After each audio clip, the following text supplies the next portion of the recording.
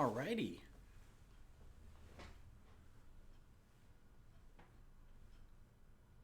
Well, we gotta wait for it to catch up, I think.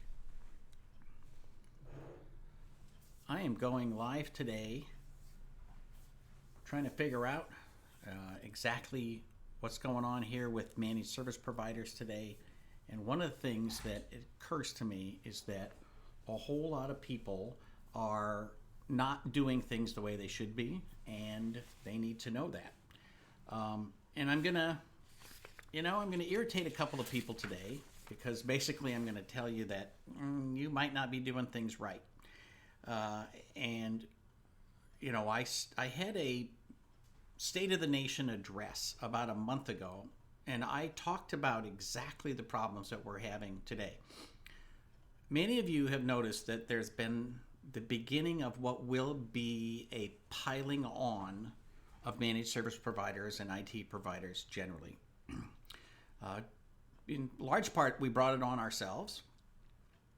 I have complained for over a year now that most MSPs do not provide managed services.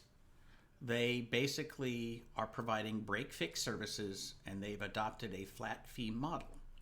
The irony is, a lot of people complain, I can't get my clients to do managed services. Well, okay, if you're providing break-fix service and you're not doing preventive maintenance, then your clients have no reason to switch to a flat fee pricing model. Flat fee is not managed services, and managed services is far more than flat fee.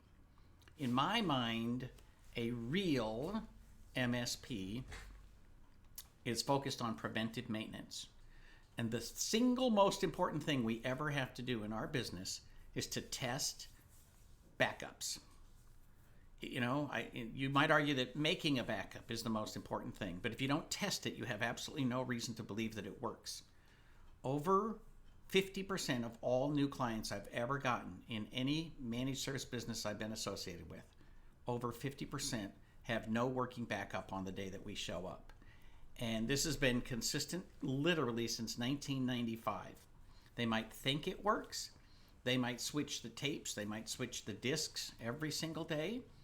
But something stopped working a long time ago, and nobody has tested that backup. And so they happily switch the media day after day after day. People set up a BDR, they push the button, light turns green, they walk away, and they never test it. And the reason that that's the single most important thing is that no matter what happens to your client, whether you have a backup and it takes you a day to get back in business, or you have a BDR and it takes you 37 seconds to get back into business, getting your client back into business is what it's all about. Everything else is secondary. So you should never provide maintenance services that do not include guaranteeing that the client's system can be recovered. You have to guarantee the integrity of the data, you have to guarantee the security of the data, and you have to guarantee the availability of the data. That's the core of what you do in IT services. And so, recently, we've talked about it on the Killing It podcast. Dave talked about it on the Business of Tech podcast. Secretary of State of Louisiana came out and he called out MSPs and said basically, these folks are a bunch of charlatans. They sell services that they don't provide. They promise to take care of people's networks and then they don't do it. They promise you that you'll be able to get your data back, and then when something happens, they just walk away. And that is largely due to ransomware. And it part of it has to do with, clients sometimes they don't want to buy the services you're selling, but I got to tell you, if a client won't buy what they need to protect themselves from ransomware, you need to walk away. We no longer live in a world where you can ignore the fact that clients don't want to pay for security. If they don't want to pay for it, fine, let that be somebody else's issue and not yours. So what do we need to do to be a real managed service provider? Well, you need to provide patch management. You need to provide protection from ransomware, and in most cases that's going to be a BDR. We need to put in two-factor authentication. And this is literally this. You can't wait. It's no longer, that'll happen in the next year. We have a situation now where, just in the last week, there was a news story about a technician selling his own IT service company's data on the dark web. Is that one of your employees? That's a problem with culture, right? We have cases where people are breaking into MSPs, and selling their stuff on the dark web. Why? Because they're not protecting it. They're leaving RDP ports open. You can secure pretty much any technology you choose to secure, but you can't say, I'm just going to ignore it and, they're not going after me. That's the same thing your employees say, and it's the same thing your technicians want to say is, oh, they're not after us. Well, they are after you. You are just a random IP address on the internet. So, you can't be ignoring the fact that there's real issues out there. There was just recently an MSP who was, in a court case and lost to the tune of $1.7 million. So this isn't alarmist. This isn't fake. This is happening now. And as politicians start paying attention to us, one of the things that's going to happen is they're going to start regulating you. And so the days of ignoring this are over.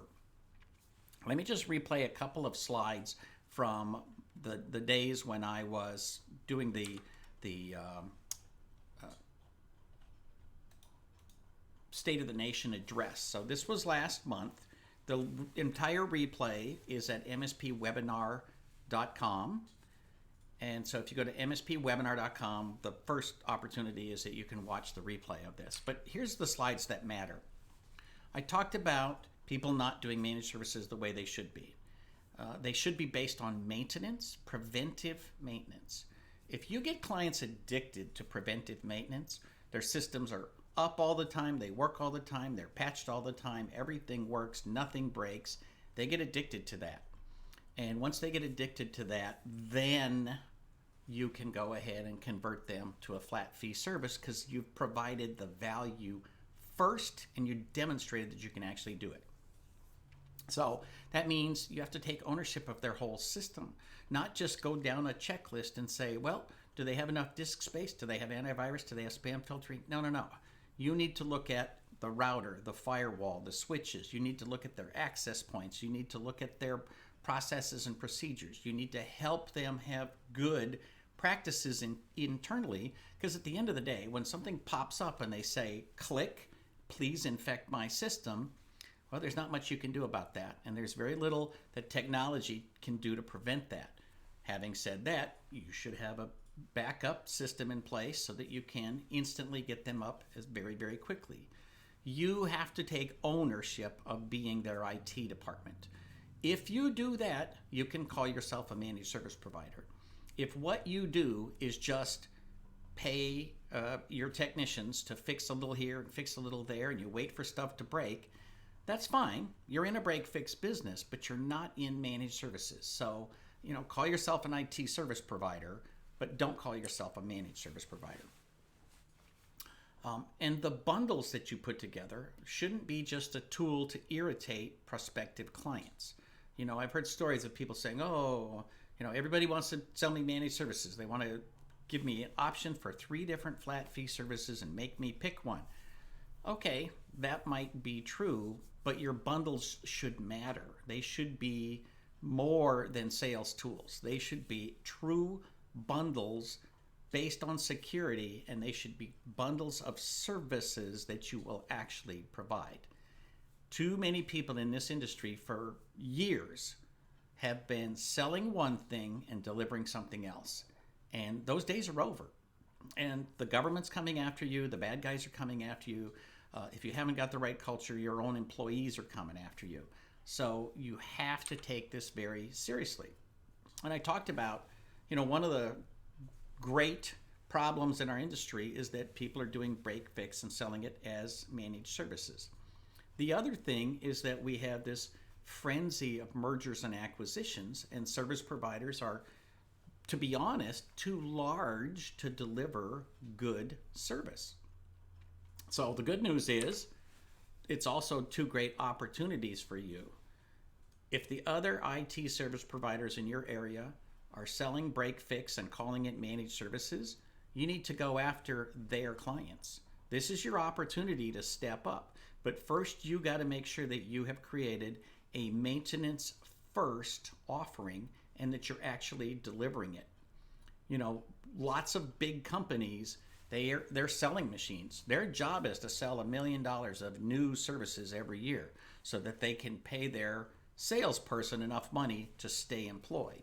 Well, if that's what you're doing, but you're not actually delivering those services, you're going in the wrong direction because you're building up a backlog of services you can't provide. So you better have your insurance policies tuned up. And with a $1.7 million case against one MSP, you better have more than $1 million in insurance. So, you know, again, I want to say I don't want to be alarmist, but I don't think this is alarmism anymore. I think this is reality. The next year is going to see a massive focus on insurance and on people who are not providing the services that they've been paid for a long, long time. It is payback time for a lot of people who have been not doing this the right way. And I'm sorry if this pisses a lot of people off. I know I can name some people that's going to piss off because they know that they have not been providing the services that people are paying them for. So what does it take to be a real managed service provider? The first thing is an absolute focus on preventive maintenance and on recovery in case of a disaster. And as I said, looking at what it takes to make sure that data is available and secure and that you can recover from problems that are out there. All of this is very manageable. You know, when you think about it, it's really sort of irritating that people will say, you know, oh man, it's so hard. I have to do two-factor authentication on everything.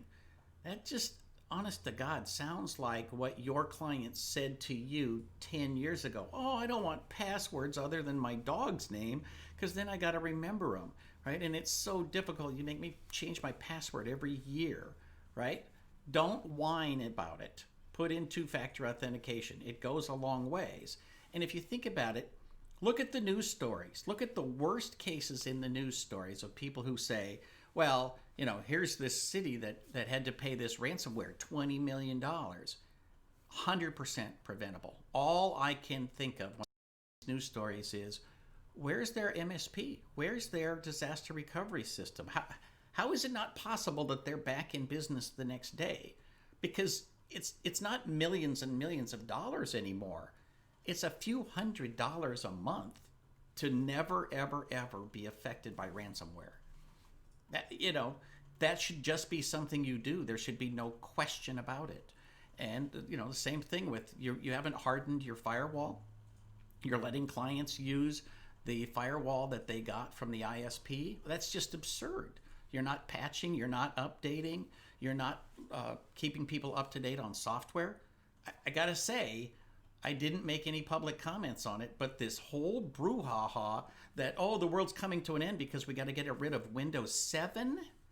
Windows 7 is 10 years old. Any machine you're trying to upgrade from Windows 7 is an old piece of junk and should have been thrown away or recycled years ago. That operating system hasn't been secure for years, and it is irresponsible to let your clients continue to use those things. And I know it sounds easy to say that you should walk away from clients who don't want to pay for their own stuff, but you cannot care more for your clients' networks than they do. And it costs money to be in business. It costs money for licenses. It costs money for software. It costs money for hardware.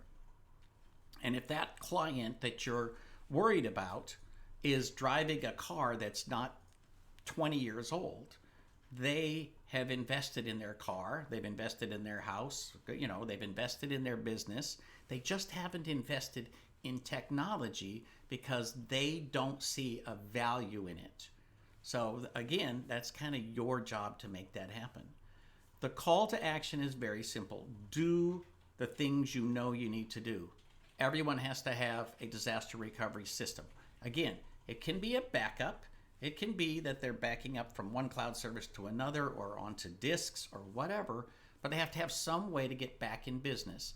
And today, that should take no more than a day, period. There's no excuse for any business to take more than one day to get back in service. And again, if you've got the right technology, it might take less than an hour. Everything should have two-factor authentication. You should be building a culture where your employees are not selling your client data on the internet.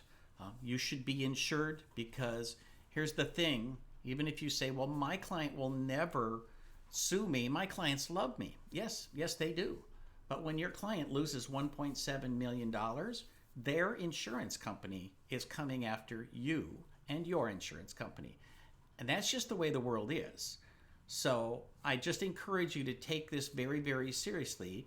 And to be honest, I have a prediction I didn't make a month ago, and it's this. I think this will be a watershed year in which many, many people will leave this industry because they don't know how, or they haven't figured out how to provide true, secure services. And now that clients are coming after them, they don't have any choice. They either have to do it the right way, or they have to figure out what else they can do for a living. So I'm sorry to be the bearer of bad news, but this has really come to a head. And we're looking at our own industry. Some of the things that we sell don't have two-factor authentication available, and that's just silly, right? Others are not secure by default, and my guess is most of them are going to be by the end of the year. So it's going to be a hell of a wake-up call, but this, handful of politicians who paid attention to us is the beginning of what will become an avalanche. So that's my update on the state of the nation. I appreciate any comments or feedback that you have. Put them down below. And if you want specific links or anything, just send me an email and I'll be happy to send that to you. Thanks for tuning in. I hope I didn't ruin your day. Go have a beer, relax, and then go fix your business.